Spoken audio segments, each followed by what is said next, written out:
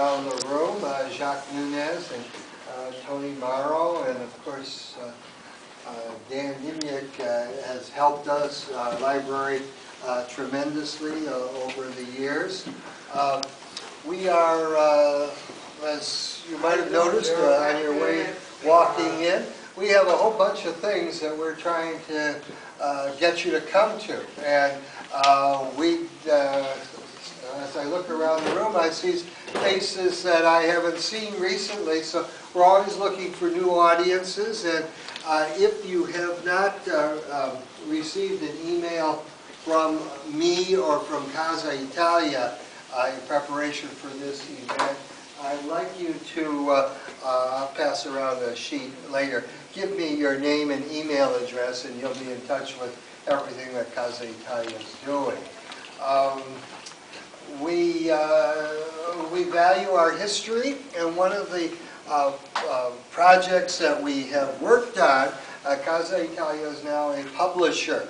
And we published Reconstructing Italians in Chicago just in last October.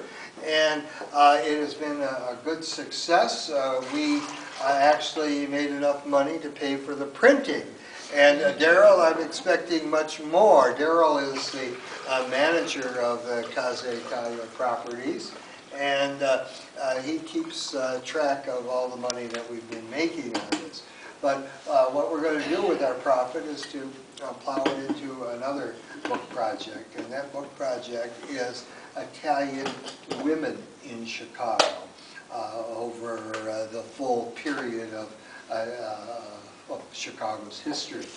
And we're looking for contributors to it. It's an anthology, and we have professional writers lined up, but we are also looking for folks who would just like to tell the story of someone in their family or community. So from 300 to 3,000 words. If you're into this, if you have a woman, Italian woman or women, a group of women who you'd like to write about, you can submit your Hey, hi, how you doing? 15, and it will be considered for the actual book publication. All submissions will be incorporated into the Casa Italia website, so other people will see them, and the stories will be preserved, remembered. And that's the whole thing about it. As you probably know, Italian-American history or an ethnic history of any sort is at danger of being lost. There are so many competitors to this little slice of history.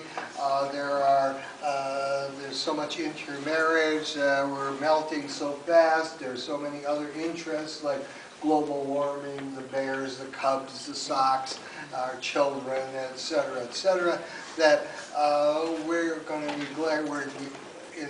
We're going to lose our history if we don't do something bold about it. And we at Casa Italia are committed to preserving our ethnic past and putting those stories in between the covers of books and on video and in any other way that we can preserve it permanently. So your contribution to our efforts is very welcome. And in addition, Tony Morrow is our on-site volunteer who majors in genealogy, and we're always looking for copies of finished or even unfinished genealogy research that you have, and we ask you to share it with us, and we can put it in our files so that it can be available to a wider public than perhaps you can make it available to directly. Anyhow, we're pleased to have with us both Tony Morrow and Dan Nimiak. It's an exciting time for genealogy in general because of the 1940 census coming out, and they'll have something to say about it. And the other thrust of our presentation is the Casa Italia Library. We'd like you to join us. We're here on Monday afternoons, full group, and the library is pretty much available whenever the building is open, and we do have a staff member here from 95, and you can avail yourself to the opportunity.